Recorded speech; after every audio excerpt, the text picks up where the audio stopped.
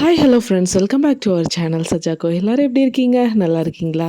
பதப்படுத்தின மீனை கருவாடுன்னு சொல்லுவாங்க. அந்த மாதிரி பதப்படுத்தின சின்ன சின்ன சென்னாக்குண்ணி இறாலில் தான் ஒரு சூப்பரான ரெசிபி இன்றைக்கி நம்ம செய்ய போகிறோம்.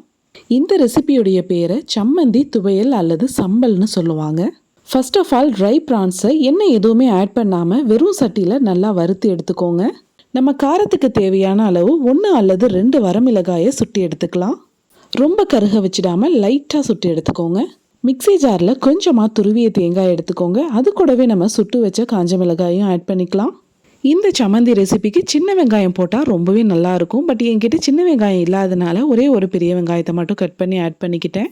புளிப்பு சுவைக்கு ஏற்ற மாதிரி சின்ன துண்டு புளி ஆட் பண்ணிக்கோங்க. உப்பு ரொம்ப கம்மியாக ஆட் பண்ணுங்கள். ஆல்ரெடி ட்ரை ப்ரானில் உப்பு இருக்கும். வறுத்து வச்ச ட்ரை ப்ரானையும் ஆட் பண்ணி நல்லா கிரைண்ட் பண்ணி எடுத்துக்கலாம். இந்த சின்னாக்குண்ணி கருவாடு வாங்கும் போது ஆல்ரெடி தலையெல்லாம் எடுத்துட்டு க்ளீன் பண்ண கருவாடாக விற்பாங்க. ஸோ அந்த மாதிரி ட்ரை ப்ரான் வாங்குங்க. இந்த ரெசிபியை நான் இதான் ஃபர்ஸ்ட் டைம் ட்ரை பண்ணுறேன்.